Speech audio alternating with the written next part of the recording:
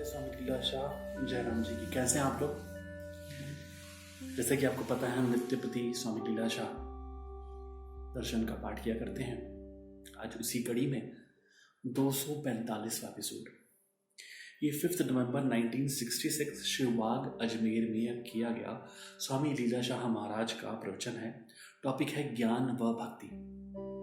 अज्ञान नहीं होता तो ज्ञान भी नहीं होता, ज्ञान नहीं होता तो अज्ञान भी नहीं होता, दोनों मौजूद है। तृष्णा कभी भी समाप्त नहीं होती, सदैव बढ़ती रहती है। करोड़ों अरबों रुपए होंगे तो और अधिक रुपए होने की तृष्णा लगी रहेगी। कारून बादशाह के पास सोने से लदे हुए 60 ऊंट थे, फिर भी उसके मन में शांति नहीं थी। याद रखो कि बिना संतोष नहीं कोई राजे। यदि चाहना रखना चाहते हो तो मुक्ति की चाहना रखो। मुक्ति मिली तो सब कुछ मिल गया, इसके अतिरिक्त और कोई भी चाहना मत रखो। भक्त बनो। बड़ा भक्त, ज्ञानी भक्त प्रभु के अतिरिक्त और कुछ भी नहीं चाहता है। ज्ञानी भक्त तो अनेकता में एकता देखता है, वह सब में एक ज्योति देखता है। देह अध्यास नहीं होना चाहिए। कपड़े पहनते हो परंतु यह कोई नहीं कहता कि मैं कपड़े हूं। इस प्रकार शरीर कपड़े के समान है, हम शरीर नहीं है। शरीर होते हुए भी शरीर से अलग है, ऐसा ज्ञान रखने वाला भक्त सबसे उत्तम है। ब्रह्म ज्ञानी आप परमेश्वर, परंतु ज्ञानी का अर्थ यथार्थ ज्ञानी है। जो देह अभ्यास में फंसा हुआ है वह ज्ञानी नहीं है। भक्ति द्वारा भक्त प्रभु को प्राप्त करता है, ऐसा गीता में कहा गया है। प्रभु अपने भक्तों की लाज रखता है। श्री कृष्ण ने भीष्म की प्रतिज्ञा पूर्ण की थी, प्रभु को अपना मित्र बनाओ, भीतर उसके प्रति श्रद्धा रखो। पल पल आस जगे प्रभु मिलन की, ऐसी चाहना करनी चाहिए। प्रभु भक्त बनने का प्रत्येक को अधिकार है, उसमें जाति आदि का कोई भेदभाव नहीं है। आपका किसी न किसी वस्तु में प्रेम है तो फिर प्रभु से आपका प्रेम क्यों नहीं हो सकेगा? पुरुषार्थ व चाहना की आवश्यकता है। दूसरी वस्तुओं से प्रेम हटाकर प्रभु से प्रेम करो। भक्त को कोई सींग नहीं होते हैं। जो प्रेम तुम दूसरों से करते हो वह परमात्मा के प्रति रखो।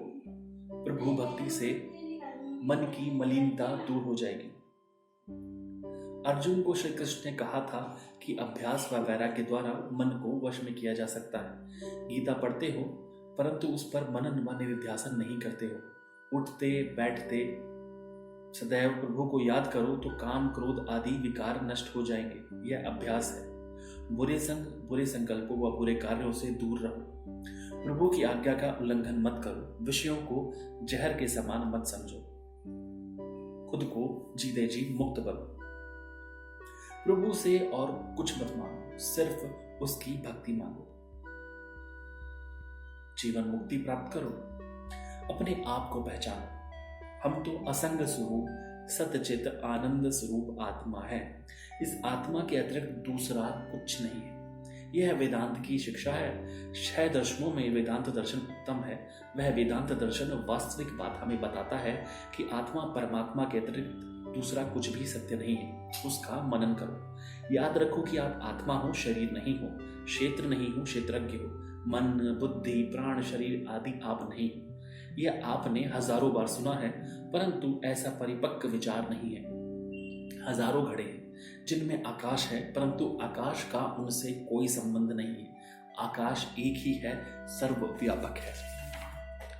योग वशिष्ठ में अजातवाद है। वह कहता है कि तीनों कालों में सृष्टि बनी ही नहीं है। तुम्हारे अतिरिक्त दूसरा कुछ नहीं है। साक्षी स्वरूप तू सबसे न्यारा।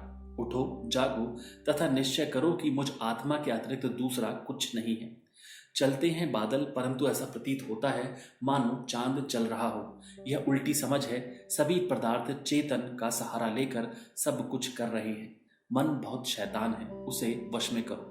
मन और कुछ नहीं है, वह केवल मनन करने की शक्ति है। उसे आप ही शक्ति दे रहे हैं। उसे वश में करके आगे बढ़ो। आपका मन पर विजय प्राप्त करके प्रभु को प्राप्त करना है। ऐसा मत कहो कि यह नहीं हो सकता। अंग्रेजी में कहावत है कि नामुमकिन या असंभव शब्द बेवकूफों के शब्दकोश में मिल सकेगा। बुरे संकल्प छोड़ो, अच्छे संकल्प, अच्छे कर्म करो। भाग्य के भरोसे मत रहो। भाग्य क्या है? जैसा कर्म करोगे वैसा भाग्य बनेगा। मन वश में क्यों नहीं होगा? परंतु आप करना नहीं चाहते। मन को समझाओ, उसे मृत्यु के दिन की याद दिलाओ। तथा गर्भ के दुख, जन्म के दुख की याद दिलाओ, बचपन, बुढ़ापे, बीमारी आदि के दुख याद दिलाओ। इस प्रकार अभ्यास करने से मन वश में होगा। उसे याद दिलाओ कि दूसरे सुख, विषयों के भोग तो दूसरे जन्मों में भी प्राप्त हो सकते हैं, परंतु भगवंत ध्यान, भगवत ज्ञान नहीं मिलेगा। यह मनुष्य जन्म बार बार नहीं मिलेगा। उस प्रभु को प्राप्त करने के लिए, मुक्ति प्राप्त करने के लिए यह जन्म ही है। उसकी प्राप्ति वाले मार्ग पर चलो, इस प्रकार मन को समझाओ। माया भ्रम में डालती है, ऐसा कहना ठीक नहीं है। माया पर दोष मत लगाओ। माया तो प्रभु की स्त्री है, वह हमारी माता है, हमारी पूजनीय है, वह हमें दुख कैसे देगी? वह तो हमारा भला चाहेगी। परंतु यदि हम उसके नियमों के उल्टा चलेंगे तो हम अवश्य दुखी होंगे। ये सब बातें आप सत्संग से प्राप्त कर सकते हैं, परंतु सत्संग के लिए आपको समय नहीं है। कहते हो कि हमारे पास समय ही नहीं है। यदि कोई तुम्हें सत्संग में चलने के लिए कहता है तो उसे कहते हो कि तुम चलो, मैं बाद में आऊंगा। यह हाल है आपका। प्रभु नाम का स्मरण करो, उसे मत भूलो, यह चकाचक माल है। संसार में 3 प्रकार के लोग हैं। पहले वो जो स्वयं का नुकसान करके भी दूसरों का भला करते हैं। दूसरे वे जो अपना व दूसरों का भला चाहते हैं। तीसरे वे होते हैं जो अपने भले के लिए दूसरों को नुकसान पहुंचाने हेतु सदैव तैयार रहते हैं। परंतु मनुष्य जीवन में सबसे गिरे हुए लोग वे हैं जो अपना नुकसान करके भी दूसरे को नुकसान पहुंचाते हैं। ऐसा एक दृष्टांत सुनो। एक आदमी ने ईश्वर की बहुत भारी तपस्या की। प्रभु ने उसे प्रसन्न होकर एक शंख दिया कि इससे जो मांगोगे वह तुम्हें मिलेगा, परंतु जो तुम्हें मिलेगा उससे दुगना पड़ोसी को भी मिलेगा। उसने शंख लेकर उसे अपने पास रख लिया, परंतु उससे कुछ भी नहीं मांगा, क्योंकि वह नहीं चाहता था कि मुझसे दुगना मेरे पड़ोसियों को मिले। उसने शंख के शक्ति की बात अपनी पत्नी को बताई। एक दिन वह घर से बाहर गया हुआ था तो उसकी पत्नी ने शंख की पूजा करके उसे कहा कि हमारा मकान महल बन जाए। कुछ ही क्षणों में ऐसा हो गया। उसने फिर कहा कि हमारे महल में एक एक कुआं बन जाए। फिर ऐसे भी हो गया, परंतु उसके पड़ोसियों के पास 2-2 महल व 2-2 कुएं हो गए। शाम को जब वह आदमी घर लौटा तो यह देखकर वह सब समझ गया कि यह उसकी पत्नी की करतूत है। उसने पत्नी को बहुत बुरा भला कहा। फिर उसने क्या किया कि शंख से कहा कि मेरी एक आंख चली जाए। ऐसे ही हुआ, उसकी एक आंख चली गई, परंतु पड़ोसियों की दोनों आंखें चली गई। फिर उसने कहा कि मेरी एक टांग चली जाए। इस पर वह लंगड़ा हो गया, परंतु पड़ोसियों के दोनों टांगें चली गई। इस कारण पड़ोसी आंखें व टांगें ना होने के कारण रेंगते रेंगते कुएं में जा गिरे। यह एक दृष्टांत है। सभी दृष्टांत सत्य नहीं होते।